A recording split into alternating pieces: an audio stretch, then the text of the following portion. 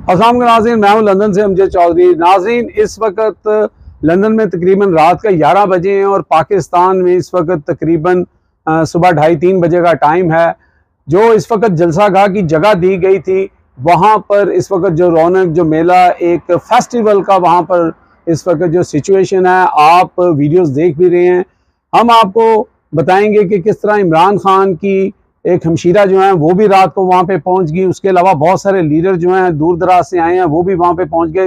गो के हर तरफ कंटेनर ही कंटेनर लगाए हुए हैं, लोगों को रोकने की कोशिश की जा रही है, लेकिन ये मुमकिन नहीं हो सकेगा। और वहाँ पे आने वाले जितने भी कायदीन हैं वो ये कह रहे हैं कि ये पाकिस्तान और लाहौर की तारीख का सबसे बड़ा जलसा होने जा रहा है, क्योंकि इमरान खान की गैर मौजूदगी में, और उसके आसार हमें नज़र आ रहे हैं। मरियम नवाज शरीफ की हुकूमत पूरी तरह नाकाम हो गई है, फ्रस्ट्रेटेड है, उनको कुछ समझ नहीं आ रही, क्योंकि इस जलसे की इजाज़त मिलना ही उनकी सबसे बड़ी नाकामी है। अब ऐसा लग रहा है कि ये गवर्नमेंट जो है वो 100 छितर भी खाएगी और 100 प्याज भी खाएगी, लेकिन जलसा तो कामयाब होकर रहेगा। अभी आप पीछे देख रहे हैं कि इमरान खान की हमशीरा जो हैं वो जो उन्होंने गुफ्तगू की, पहले वो भी हम आपको सुना देते हैं। जो मकसद था पूरा हो गया, रात को ही हो गया, दिन को तो जो होगा वो ये देख लेंगे।